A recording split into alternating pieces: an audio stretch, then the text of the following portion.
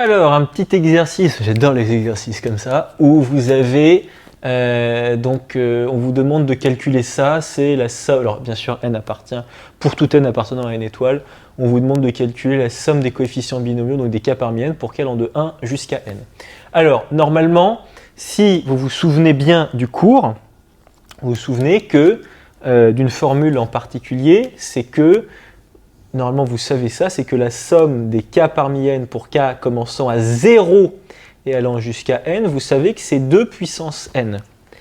Pourquoi est-ce que vous pouvez affirmer ça? Ça vient de la formule du binôme de Newton, parce que vous savez que ça, en fait, c'est aussi égal à la somme pour k allant de 0 à n de k parmi n, de 1 puissance k fois 1 puissance n moins k, et donc du coup ça fait 1 plus 1, le tout puissance n, et donc du coup ça vous fait bien 2 puissance n. Si vous voulez, vous pouvez partir d'ici, vous dites 1 a plus b, vous savez que a plus b puissance n, c'est la somme des k parmi n, a puissance k fois b puissance n moins k pour k allant de 0 jusqu'à n. Okay, et en fait, c'est égal à ça, puisque ça, ce sera toujours égal à 1, donc c'est comme s'il y avait, voilà, vous le rajoutez artificiellement ici. Okay, et donc ça vous donne bien 2 puissance n. Donc vous connaissez cette formule, normalement il faut vraiment la connaître bien.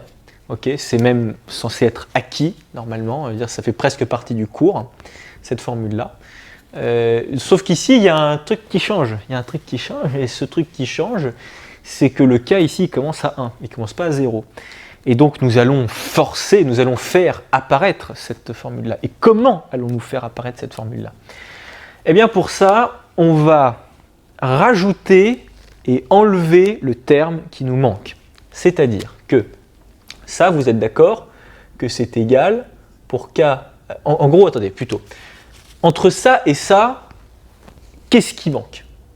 Il manque, vous êtes d'accord, simplement un terme. Et ce terme, c'est le terme où k vaut 0. C'est-à-dire qu'entre ça et ça, il faudrait en fait à cette somme-là rajouter le terme 0 parmi n. Vous voyez ce que je veux dire?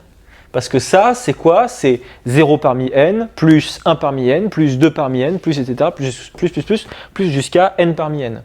Alors que ça, c'est 1 parmi n, plus 2 parmi n, etc., jusqu'à plus n parmi n. Et donc la seule chose qu'il faudrait rajouter à ça pour atterrir là-dessus, c'est ajouter 0 parmi n. Donc ce qu'on va faire, c'est qu'on va l'ajouter et on va l'enlever. Je vous explique. Si on part d'ici, vous êtes d'accord que c'est ça? Pas de problème.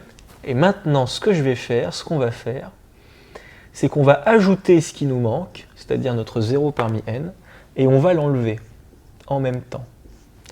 Et oui, parce que vous êtes d'accord que si j'ajoute un nombre et que je l'enlève en même temps, ça va me donner 0. À la fin, il n'y a pas de problème.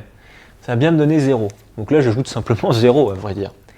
Sauf que, et c'est là où ça va être malin, c'est que lui, là, ce 0 parmi n que j'ai ajouté, je vais l'intégrer à ma somme. Ma somme, là, elle va bouffer ce terme-là, elle va l'intégrer à son curseur. Donc là, ce qui va se passer, c'est que du coup, lui, là, le 0 parmi n, je vais l'intégrer là-dedans.